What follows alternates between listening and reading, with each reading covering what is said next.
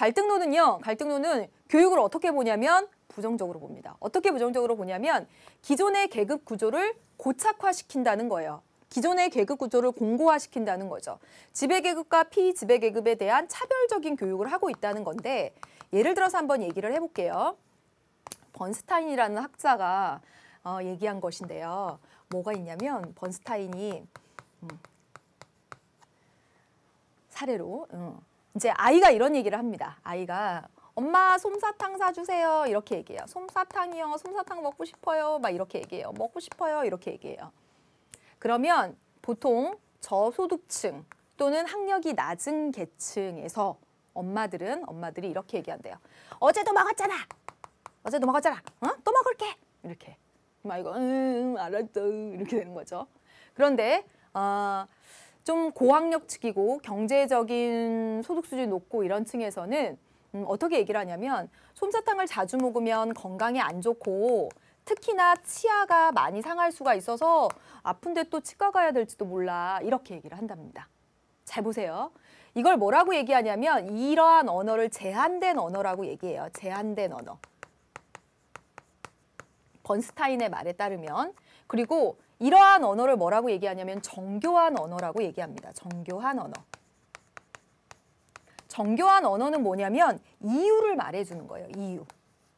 왜 솜사탕을 오늘 못 사주는지에 대한 합리적인 이유를 말해주는 것. 합리적인 이유가 들어간 것을 정교한 언어라고 하죠. 보통 지배층, 경제적, 사회적 지위가 높은 층에서는 이렇게 정교한 언어를 쓰고 그렇지 못한 측에서는 제한된 언어를 쓴다는 것이 번스타인의 생각이었어요.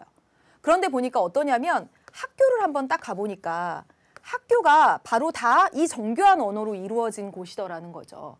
학교에 가보세요. 사회 가르치고 영어 가르치고 과학 가르치고 수학 가르칠 때 이렇게 쭉 해놓고 왜 이런지 이유를 계속 설명해 주는 거예요. 그 원인, 결과, 이유 이런 것들을 끊임없이 설명해 주는 게 학교 교육이라는 거죠.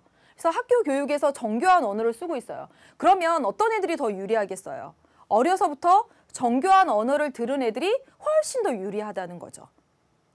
그래서 이 학교 교육이라고 하는 것은 기존의 계급 구조를 고착하고 있다. 그리고 더 쉽게 얘기하면 학교에서 배우는 것들이 우리 학교에서 대중가요 배우나요? 트로트 안 배우죠. 클래식 배웁니다. 가곡 배우고요.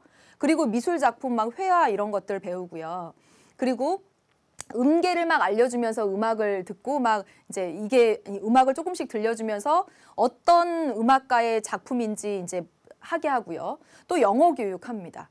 이런 것들 다 봐보세요. 문학 작품 이런 것들 배우는데 어떤 아이들이 더 유리하겠어요? 어려서부터 그런 것들을 교육받은 아이들이 훨씬 더 유리하겠죠. 그렇기 때문에 기존의 계급 구조를 고착화시킨다. 그래서 기존 질서를 재생산한다. 이런 얘기를 합니다. 그래서 여기 뭐냐면 기존 질서를 정당화하고 재생산한다. 따라서 이 학교 교육을 통해서 사회 계층 이동을 한다는 것은 사실 말이 안 된다. 왜냐하면 훨씬 이 학교 교육 자체가 기존의 지배 계급에 비해 훨씬 유리한 교육 과정으로 짜여져 있고 그러한 언어로 이루어지기 때문에 이 학교 교육을 통해서 계층 이동을 한다는 것은 불가능하다라고 보는 것이 갈등론의 시각이라는 것이죠. 가보면 그런데 갈등론의 단점이 분명히 있어요. 뭐냐면 개인의 능력으로 이 수직 이동, 사회 이동, 계층 이동이 가능함을 설명하지 못하는 거죠. 예를 들어서 살펴보면 대표적으로 정말 많이 말했던 사람이 이 김수영 씨죠. 이분이 여자분이신데 젊은 여자분이신데 이분 뭐 중학교 중퇴하고 그리고 막 가출 뭐 한 달씩 하고 뭐 진짜 약물도 하고 막 그랬다가 고등학교 상업고등학교 이제 나중에 뒤늦게 가서 이제 정말 열심히 공부했고 그리고 거기서 그 골든벨 와가지고 거기서 이제 골든벨 울려가지고 굉장히 유명해졌죠. 그리고 수능 굉장히 잘 봐서 우리나라의 유명한 대학 갔습니다. 소위 말하는 명문대학교 가서 거기 가서 또 아주 유명한 회사 들어갔죠. 그래서 이분이 유명한 이유는 자신의 꿈 리스트를 적어놓고 그것을 공개해놓고 몇 년까지 이 꿈을 지키겠어. 엄마 아빠 집 사주기, 뭐 세계 여행하기, 뭐 책 한 권 쓰기, 뭐 많은 질문들이 많은 그런 꿈 리스트들이 있어요. 그것들을 하나하나 성취해 가서 유명해졌었죠. 이런 사람들의 성공을 설명하지 못한다는 단점이 있죠. 분명히 경제적으로 그리고 사회적 지위 이런 것들 하나도 없고 정말 개인의 온전히 노력이나 능력으로 성공한 이런 사람들도 있는데 이런 것들을 설명하지 못한다는 그런 단점이 있습니다.